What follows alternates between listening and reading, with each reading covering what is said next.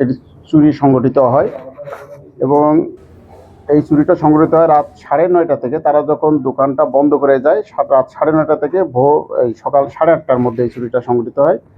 তো এইখানে 24 ভরি স্বর্ণ এবং 35 ভরি রূপা সহ প্রায় 50 লক্ষ টাকার মালামাল নিয়ে যায় ওই দিন।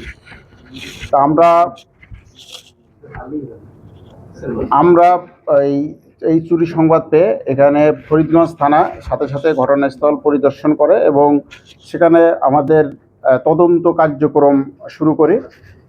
তদন্তের এক পর্যায়ে বিভিন্নভাবে তথ্য প্রযুক্তির সহায়তা সহ সার্বিক সোর্স নিয়োগের মাধ্যমে আমরা জানতে পারি যে এখানে খুলনার একটি চোরচক্র এবং চাঁদপুর সদরের চোরচক্র এই চুরিটা সংঘটিত করেছে। এই তথ্যের ভিত্তিতে আমরা খুলনায় অভিযান করে গত 29 তারিখে খুলনা থেকে একজন এই চুরির সাথে সম্পৃক্ত একজন চোরকে গ্রেপ্তার করি এবং তার কাছ থেকে এই 7 ভরি স্বর্ণ উদ্ধার করা হয় খুলনা থেকে। এরপর ওর স্বীকারোক্তি মতে যে চাঁদপুর সদরে যে সম্পৃক্ত যে চোর তাকে আমরা আটক করি এবং তার কাছ থেকে আমরা এই 5 লক্ষ টাকা উদ্ধার করি। এরা পরবর্তীতে তাদের জিজ্ঞাসাবাদে জানা যায় যে এই চুরির সংঘটিত হওয়ার পরে তারা 12 ভরি স্বর্ণ বিক্রি করে এবং 12 ভরি স্বর্ণের বিক্রির একটা পোর্শন এই চাঁদপুর সদরে যে চোর যে ছিল সে পায় এবং তার কাছ থেকে আমরা এই 5 লক্ষ টাকা উদ্ধার করি।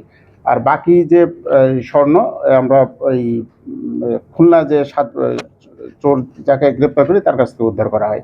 তো এখানে এই চুরির সাথে সম্পৃক্ত 2 জনকে আমরা আটক করেছি এবং তাদের কাছ থেকে মোট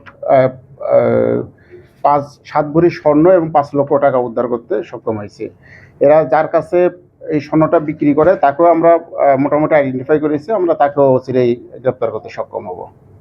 যেখানে যে চুরি ঘটনা সংঘটিত হচ্ছে আমরা খুব গুরুত্ব সহকারে দিচ্ছি। তার একটা প্রমাণ হলো এই ফরিদগঞ্জ থানার যে চুরিটা সংঘটিত হয়েছে। আমরা কিন্তু খুলনা থেকে এই চুরির সাথে যে সম্পৃক্ত সে আসামিকেও আমরা ধরে নিয়ে আসছি।